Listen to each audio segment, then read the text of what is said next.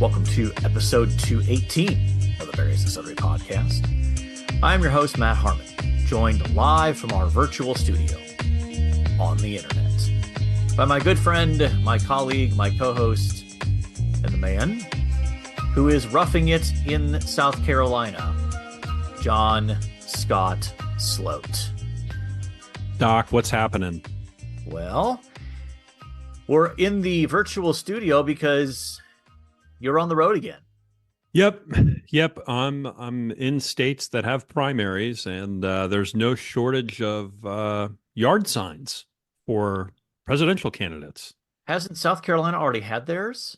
Yes, I was just in South Carolina though, and that's where I saw them. So Okay. I don't know if North Carolina does North Carolina vote on Super Tuesday?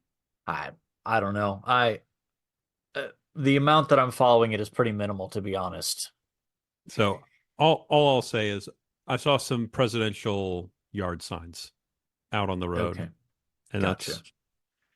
that's something I'm not seeing in Indiana. Yeah. Well, I mean, Indiana's primaries are so late that really we have no voice Mm-hmm. in the process. So, and that's about as much politics as we'll talk. So, Yard signs. Yeah. that's right. That's right. Yep. So, um, let's see here. If you'd like to talk to us via social media, you can find us on X at VNS Pod. You can email the show, various and sundry podcast at gmail.com. You can find us on Facebook and on YouTube, and we would love for you to leave a 5-star rating and a review. So, before we jump into sports, we should probably note on the day that we're recording this, we're having a heat wave by March standards here in northern Indiana. It's a balmy, was it 70? It's right around 70, which might be as warm as it is there, right? Yeah, it's about the same. It's about Wow. the same here. Isn't that wild that it's the same temp? That's just incredible. Yeah, I think I was reading recently that we have this has been like the mildest winter in a long time here in northern Indiana. Bring it on. Yeah, amen. I'm all here Sounds for it. great. Being able to Yes, get outside is a treasure in the it winter. is. It is. It is. All right, John, let's talk some sports here. Let's start with let's do a little NBA. Okay. We had a little milestone happen over the weekend. LeBron. Yeah. First player to score 40,000 points. Yeah. That's pretty wild. I mean, at some measure it's a feat of longevity Yes. that he's At the just been same around time, so long. yeah, but someone posted this on Twitter, uh, basically like looking at how many games it took him to go from 0 to 10,000 and then from 10,000 to 20,000. So basically how long it took him to score, how many games it took him to score each of his like chunks of 10,000. Hmm. And what's really surprising to me, at least, is it's basically been a steady pace. Hmm. Like it took him about the same number of games, I think, to go from 10 to 20 as it did for him to go 30 to 40. Wow. And they're all within like a range. It's around 350 games. Hmm. So he's scoring about 10,000 points every 350-ish games. And so, I'm not intending us to get derailed onto a, who's the GOAT conversation, but I do think his longevity is something that should be factored into that conversation. Yeah. Well, he doesn't seem to be slowing down too much either. Like I think in the last couple of years there's been a little Mm-hmm. slowdown, but he's still pretty dominant out there on the floor. Yeah. Still moving really well. I mean, he missed a couple games last year to injury, but that's the only time, other than when he cramped in San Antonio, that's the only time I can remember him missing time for an injury. Yeah. I mean, his durability, his longevity is something that, um, is unmatched. I mean, I think, sometimes you see these graphics where it's, uh, players who played at his age and what they averaged. Hmm. And LeBron's averaging, 20, 23, 24 a game probably. And, nobody else scored in averaged like double figures at this age. When do we begin to compare LeBron to Jerry Rice? Um, well, I mean, across you're talking across sports, obviously. So, Yeah, yeah. um, But just in the sense that like both these guys were dominant from a young age, really took care of themselves physically, so that they mhm. could be able to do this be very successful late in their careers. I think that might be my LeBron comparison, that he's the Jerry Rice of the NBA.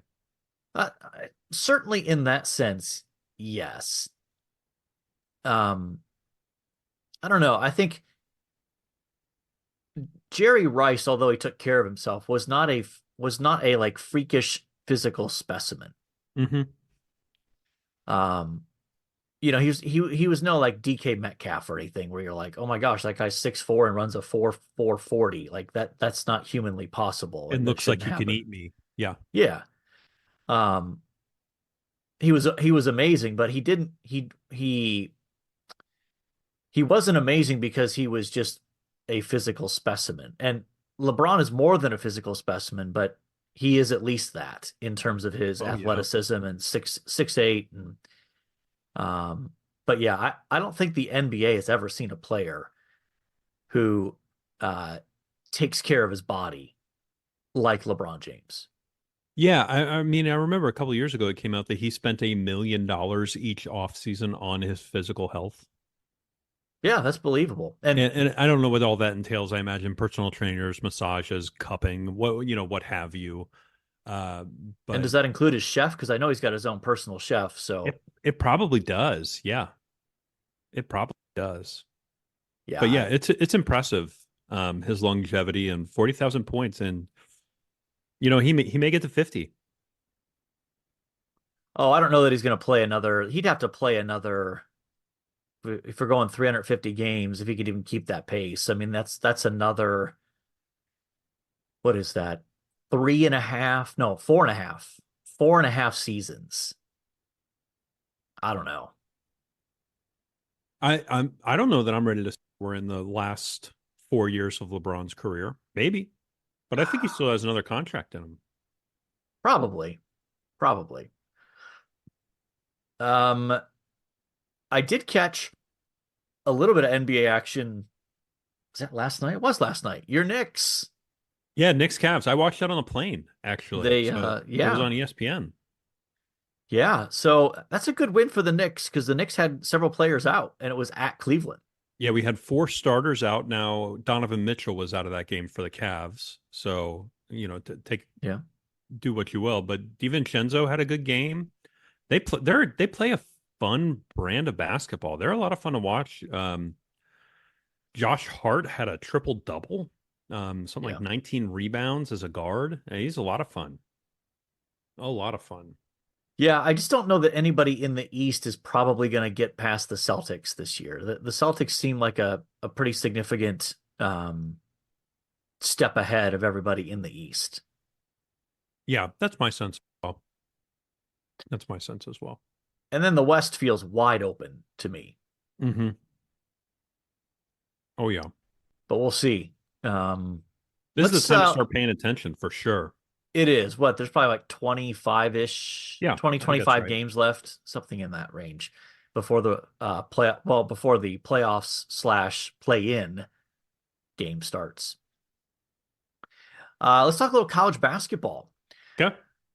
Um, let's talk on the women's side, which we don't often do, as in basically never. Caitlin Clark set the all-time NCAA scoring record.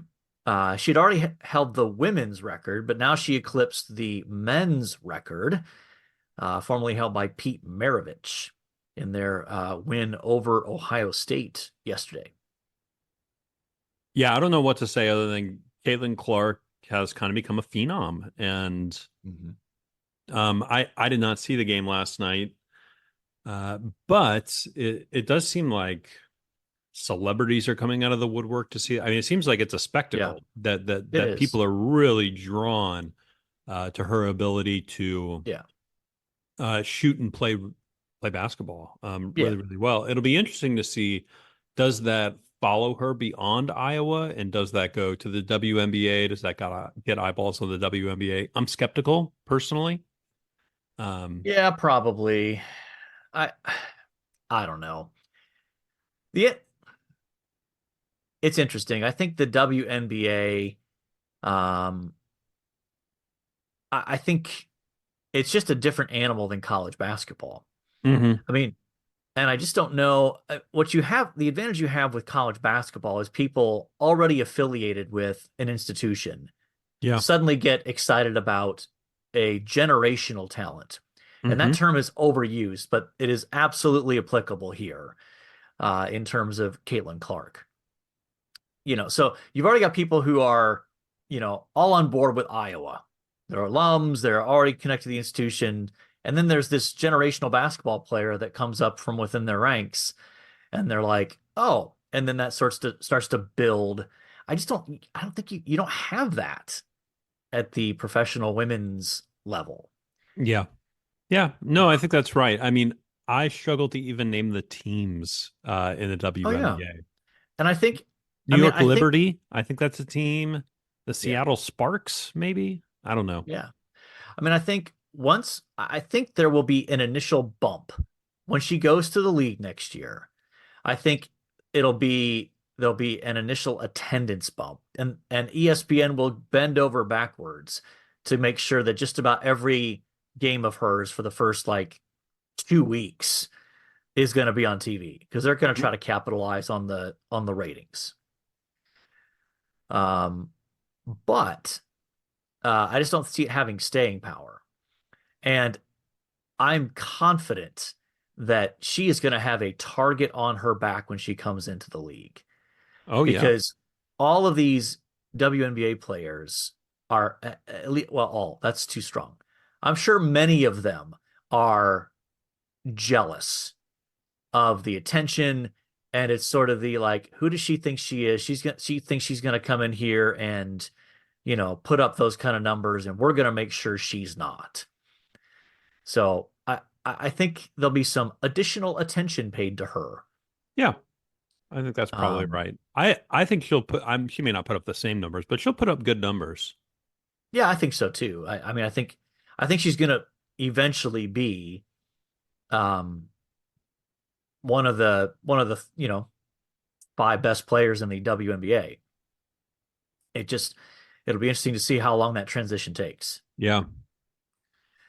I will say, and I did watch a chunk of this game yesterday. Um, I don't know that I've ever seen a player more protected by the officials than Caitlin Clark.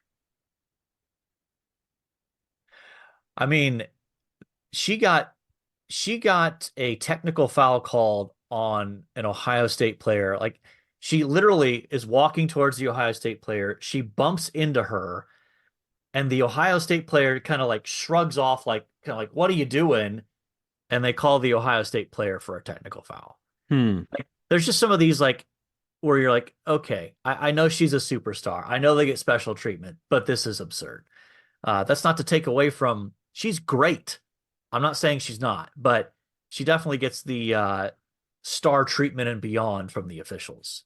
I did hear somebody call her the Taylor Swift of women's college basketball. I don't. What? I Do we just mean that she's really popular? Is that what we mean?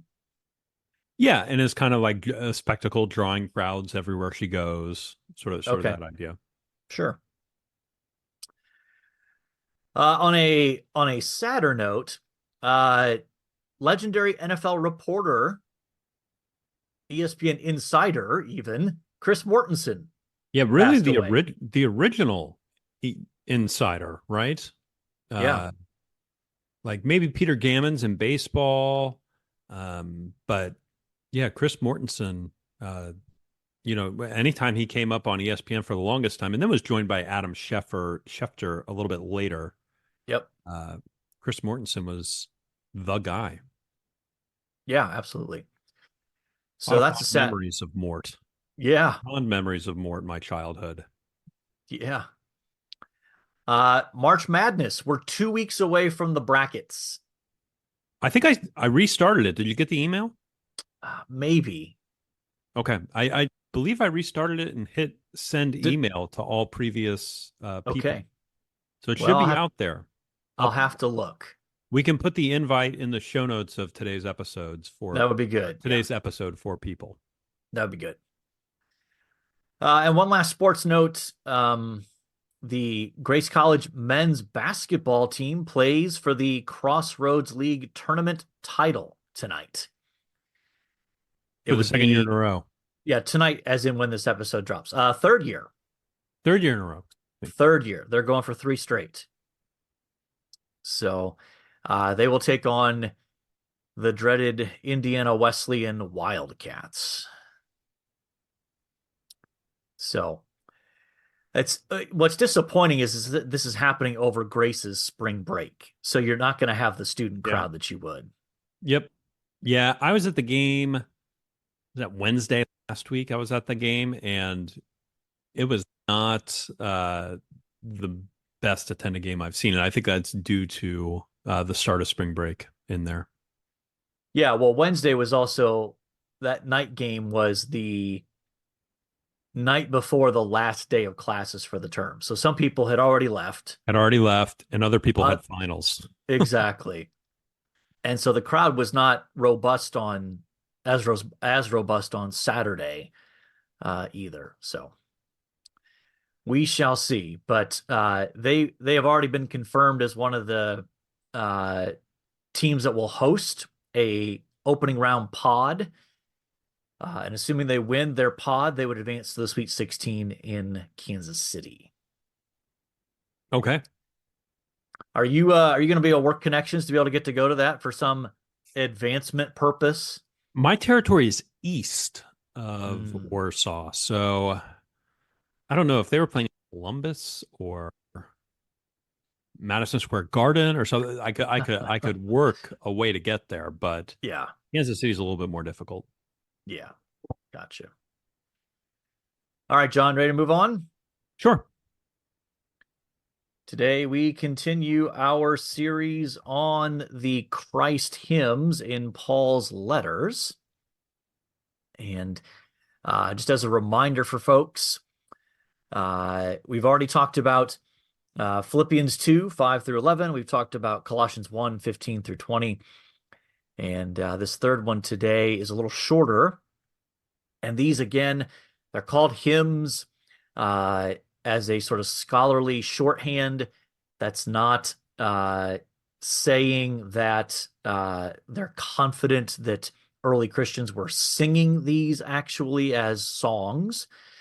But they function as some level as sort of mini creedal statements, mini confessional statements that capture important aspects of Christ's identity and his work. And we're almost most certainly repeated by churches, right? I mean, almost certainly repeated by the early church.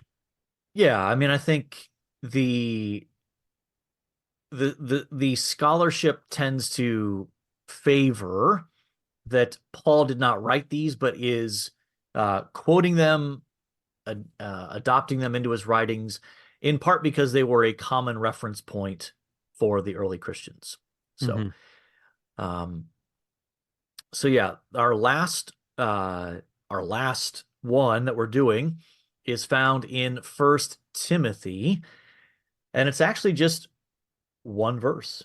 Yeah, just a single verse. Yeah, so a little shorter. So John, why don't you go ahead and read that, and Okay. we'll start our discussion. Yeah, so First Timothy 3:16. Great indeed, we confess, is the mystery of godliness. He was made manifested in the flesh, vindicated by the Spirit, seen by angels, proclaimed among the nations, believed on in the world, taken up in glory. All right, so there it is. A little shorter than the Real other two. quick, real quick. Yeah. A series of six kind of rapid fire short statements about Christ. Um, but we should probably, before we dive into the specifics, um, look at the larger context. So John, what's going on here in the larger context of First Timothy chapter 3?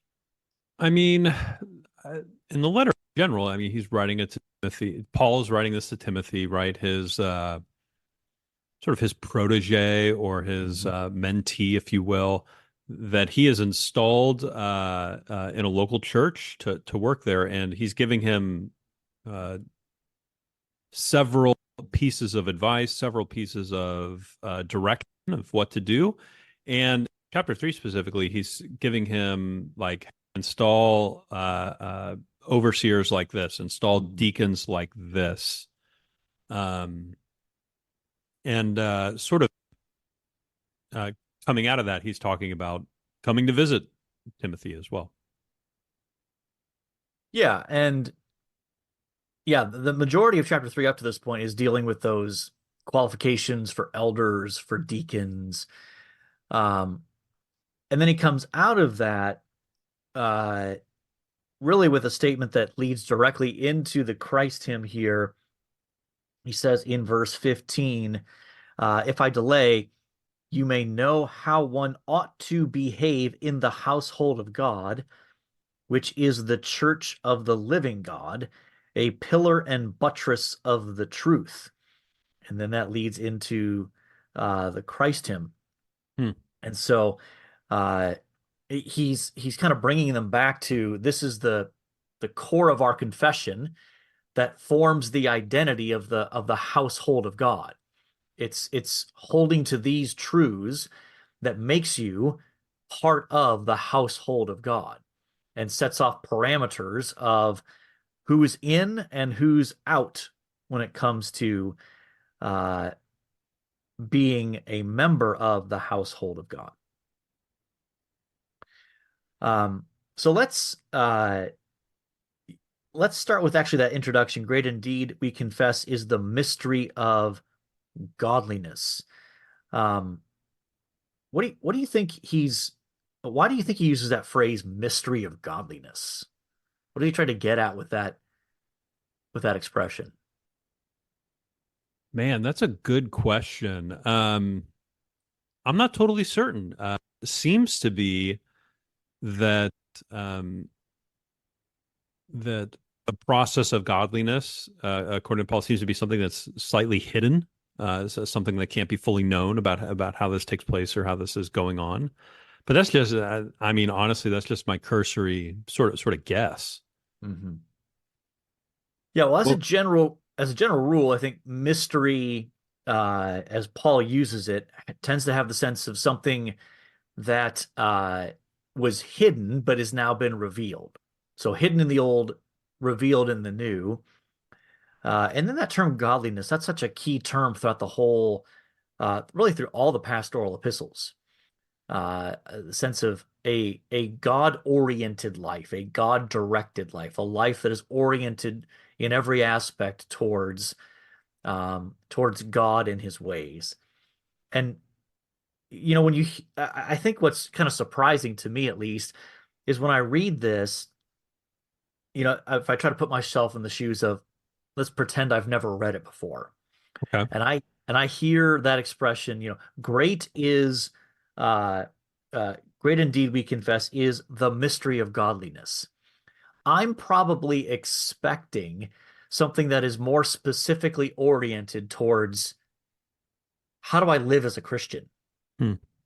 When I hear that term godliness, that's what I'm thinking about. And it's used in that way in other contexts in the pastoral epistles. Yeah. And yet, he doesn't give us anything directly about here's how you live the Christian life. It's here's who Jesus is, here's what he Hmm. did. And I think that's an important point because it shows us that the core of godliness is not actions that we do. It's not spiritual disciplines. It's not um, specific actions of do this, don't do this, which those have a place for sure. But at the core of godliness is knowing who Jesus is, because Hmm. he's the full revelation of who God is. And if you embrace and confess this is true about Jesus, that's the starting point for a God-oriented life. Hmm. And the specifics of things like live this way and don't live this way flow out of, as a starting point, well, you have to know who Jesus is. You have to know Jesus personally in order to live a godly life. So let's go through the six phrases. We'll have to go quickly here.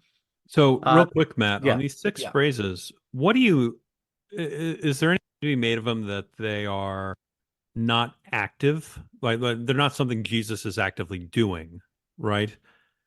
He was manifested, he was vindicated, Hmm. seen, Hmm. proclaimed, believed on, taken up. That he's not doing the. Is there anything significant there? Or am I just re reading this incorrectly? Are you asking about the significance of the passive voice or of the past tense verbs? I'm asking more about the passive voice, but I did notice that Okay. they're all past tense as well. Yeah, I mean, I'm not sure. Um, I think ironically, by phrasing it this way, you actually still keep the focus on him, even Hmm. though each line has something related to some other entity, right? Yeah. So every line is in some more or less dealing with uh, who Christ is and how that has an impact on some certain entity. That's kind of the pattern there. Um, and so I think by phrasing it this way, you still keep the focus on this is who Jesus is, and then it's in relation to these other Hmm. entities. That'd be my guess. Okay. You run through the six here? Yeah. I'll just say briefly, there's a lot of scholarly discussion about the best way to understand the structure of this. Hmm. And I think to me, the most persuasive is to see these as a series of statements in progression, that there's a sort of historical progression in view. Hmm. Um, now, we'll we'll get to um, that there's some question about how that works when you get towards the end of the Christ hymn. But let's start with that first line. All right. He would, Manifested in the flesh. yeah, yeah. So I think uh, pretty clearly emphasizing his incarnation, that he was a fully human being. So he was obviously God, and yet took on flesh to dwell among his people. So I think pretty clearly a focus on his incarnation there. Um, all right, the second one there, vindicated by the Spirit or in the Spirit. Yes, that one I think is a little uh, trickier in the sense that I think the sense is that Jesus' identity was vindicated by the Spirit at work in and through him, that the Spirit performed miracles and such uh, to verify or vindicate his claims as to who he was, and perhaps maybe even a specific focus on the baptism, Hmm. where Okay. the Spirit descends at Jesus' baptism in the form of a dove upon him. Now, if like a good Bible student, I have my ESV open, and I have a footnote there Yeah. next to vindicated that says justified. Yep. Does that impact your reading in any way? No, I mean that the Greek verb there, uh, when we hear the word justify, we tend to think of um, a legal declaration. Sure. And yet it can also be used in the sense of to prove something to be right. Hmm. That's what vindicate means. Hmm. So, uh, in this context, it's not declared to be right in the sense of, like you and I have been justified by faith in Jesus. Hmm.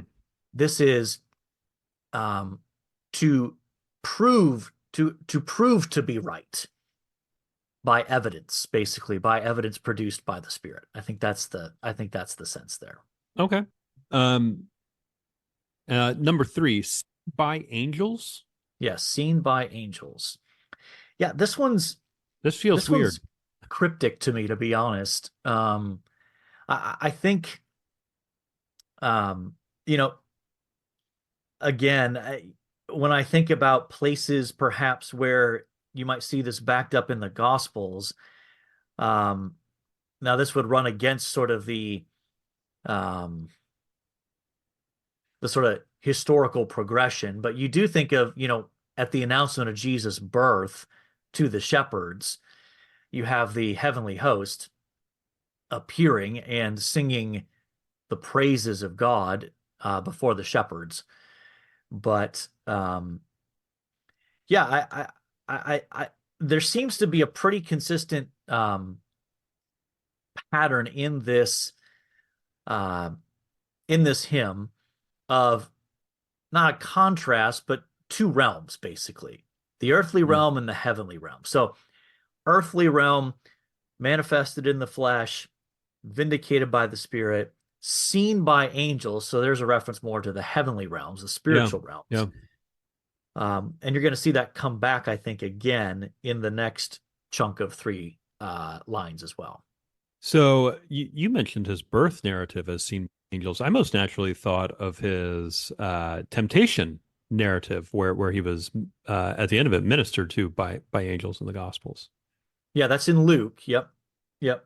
Yeah, So, not all the gospel accounts like that. That's mhm. one of the Lucan details there. But yeah, that works too. I mean, and Luke also, I think it's Luke, um, talks about how angels ministered to Jesus in Gethsemane as he's Mm, praying. yeah. So, again, I, I don't think these, I think we need to be careful about being over specific. Hmm.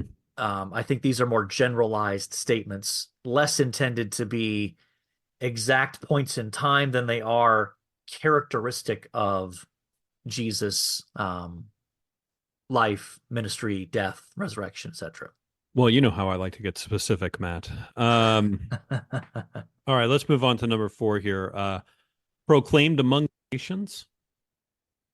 Yeah, so um, I think you could argue, and again, this is where some of the potential historical progression breaks down. Is this just um, a reference to during his life Hmm. that even Gentiles were told about him? He had Gentiles coming to him to hear him preach. Sure.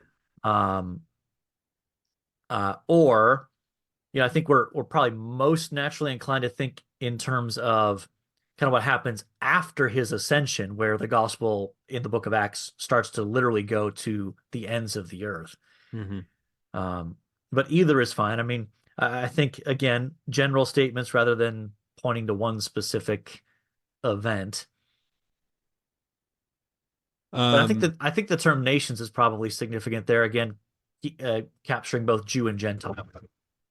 yeah, yeah. I mean, I most naturally, and I've been listening to this podcast, The Rest of History. Have you heard of this podcast? No. It's Tom Holland, not the guy that plays Spider-Man, but the historian, the Oxford historian. Yes, Um, I am familiar with him. and he just had a podcast on Carthage and how Carthage really comes from the Phoenicians, Sidon. And it Mhm. made me think of the passage in Luke where Jesus is preaching and people from Tyre and Sidon are coming down to be healed. Yeah. That's what that reminded me of. Anyway, number five, believed on in the world. That's a unique phrase there. You got back prepositions. Yeah, I mean, the idea believed on. So that just kind of to me takes the next step of not just proclaimed, but Hmm. believed on, or really um, say believed in. Basically, that the proclamation of Christ has been believed and recognized in the realm of sinners. Again, here's where I think you're getting a contrast that's set up when you use the term world.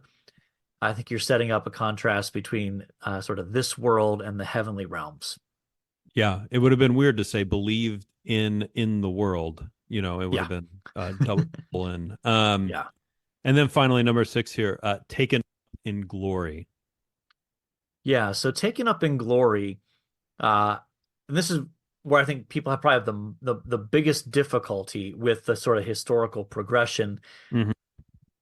in light of, if this just refers to the ascension, then you're probably most naturally thinking about what, um, you know, then you're like, well, wait a minute, what about those other two this seems to happen, the ascension happens primarily before there's widespread proclamation and being believed on in the world. But I think if you go beyond the ascension and think of this in terms of Christ's exaltation in heaven itself, kind of like the Philippians 2 thing, right? Yeah, yeah. Um, that every knee will bow in heaven and on earth and under the earth, every tongue confess that Jesus is Lord to the glory of God the Father, that kind of thing.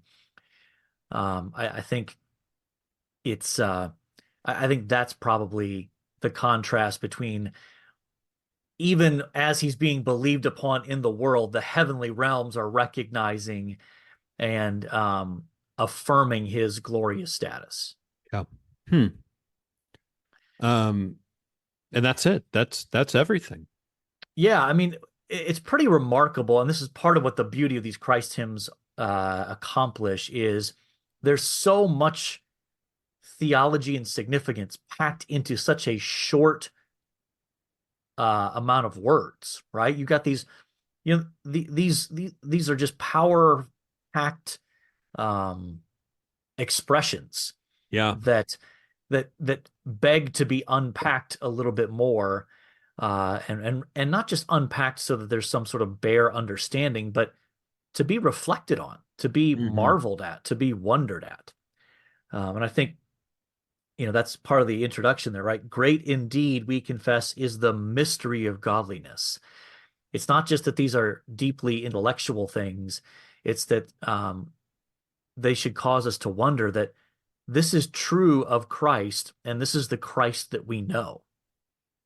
Yeah. Even like like all of these things have some element of mystery with them. Like Yeah. he's manifest in the flesh. How on earth did that work? What were the mechanics of that? Or vindicated Yeah. by the Spirit in his earthly ministry? Like, yeah, humans saw this, were able to read about it, Hmm. but how? Seen by angels, proclaimed among the nations. I mean, we're talking about spiritually dead people becoming alive again. Hmm. Um, that's a big deal. And then taken up in the glory. I mean, the people who were there just sat there and stared up for a while. Yeah. There's Yeah. elements of mystery that come with everything here. So Yeah, for sure. For sure. All right, John, you ready to move on? sure, sure. Time now for this day in sports history. All right, this day in sports history, March 5th. March 5th. Also, triple star day at Starbucks. So if you use your Starbucks app, you'll get triple the stars on March 5th. Or at least I will. I signed up on my app today. Well, there you go again, John, giving away free advertising on our large platform. Yes, yeah. Massive platform. But triple stars, it's a big deal. Anyway, if you know, you know. 1902, Dutch speed skater Atje Kulen Diestra becomes the women's all-around world champion at uh, Heerenveen, Netherlands, her second title in 3 years. I would like to say I got 40% of the words right in that sentence.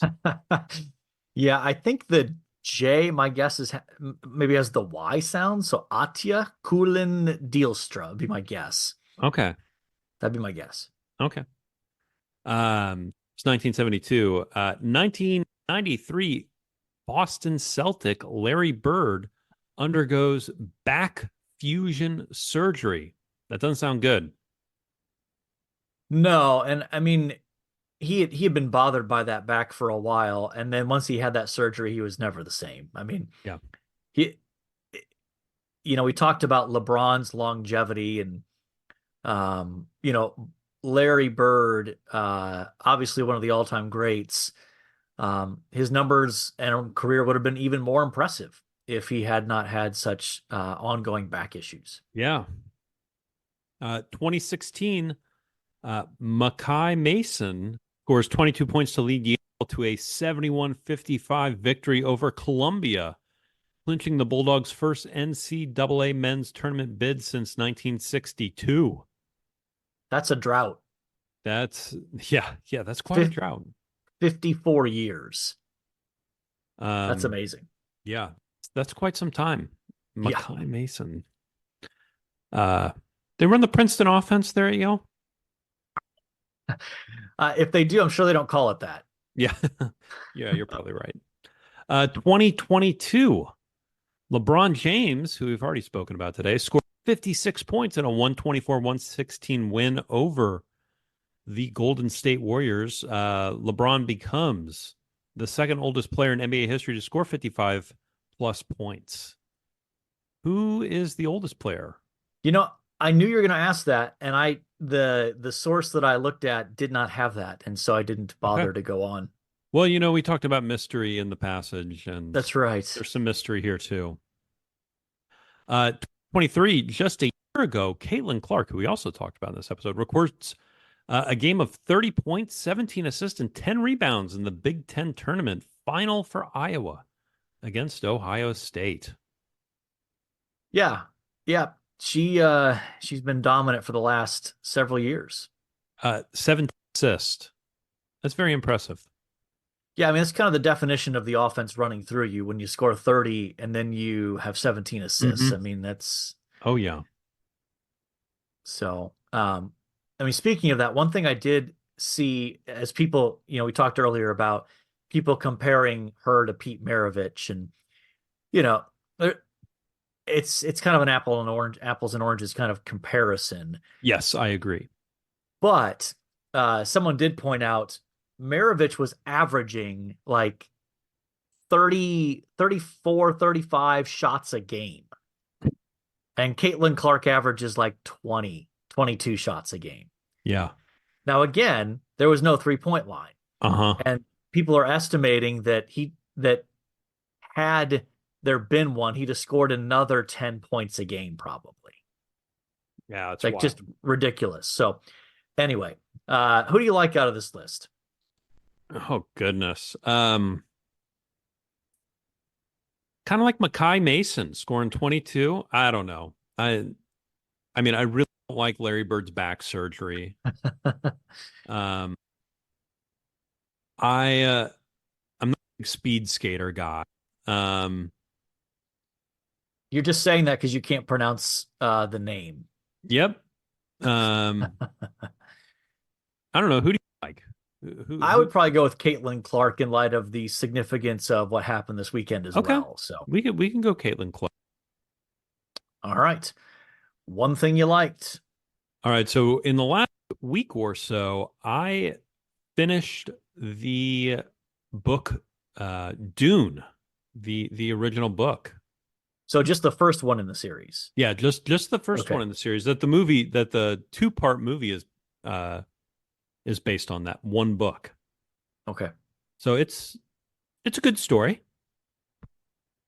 It's interesting. Yeah, I read the whole series when I was like, gosh, probably sixth grade. It's So weird. It's super weird. What a weird premise. well, I mean, it's I am curious to go back and read it again just because um it has a messianic character. Oh, I think yes. there are those sorts of things that would pique my interest to some degree. So, but did you see the first movie? I did. I had to watch it twice because I didn't understand it. It was before the books. Book. Okay. Yeah. Did you see the movie? I did not. It's on, well, you don't have Netflix, but it's on I Netflix do right now. I do have Netflix. So Oh, yeah, picked it back up. But yeah, I do wanna watch it. Um so yeah, everybody that I've seen mention Dune 2 on social media has said it's an amazing movie. So yeah, that's what I've heard is that it's incredible. And I'm pretty excited. I'm pretty excited to see it, to tell you the truth. I'm now, really is looking that forward to something it. that Andrea will watch with you, or you got to? Okay, Oh yeah, she'll watch. She watched the first one with me. She also did not understand it, but she watched it a second time and I think understood it better. okay, yeah, okay. Uh, I'm gonna go with a book that I just finished this weekend by Rebecca McLaughlin, Confronting Christianity: 12 Hard Questions for the World's Largest Religion. She's a gifted writer, great thinker, and has a bunch of different chapters on key kind of claims that critics make about Christianity. Isn't Christianity anti-woman? Isn't Christianity um, uh, basically well, how do Christians respond to the presence of suffering in the world? How do we explain that? Like a lot of the common apologetics issues that might come up, but it's written in such a uh, thoughtful, conversational way that it's not a dry apologetics textbook, is what I'm getting at. Yeah, I read her secular creed, which feels That's like it's also very good. this from like the other side of the coin. But similar themes. Hmm. But yes, she's a great writer. We'd love to have her on campus. And we've tried. We have tried. We I have know that tried. very well. Yes. Um, so that was my one thing I liked. All right, John, we have talked about your travels to South Carolina. We have talked some pro and college basketball. We've talked about the Christ hymn in 1 Timothy 3. We have talked about Caitlin Clark. We've talked about Dune. And we've talked about Rebecca McLaughlin confronting Christianity. So I think by definition, we have covered our various and sundry topics. So all that's left to say is, until next time, the Lord bless you all. Go good. Later.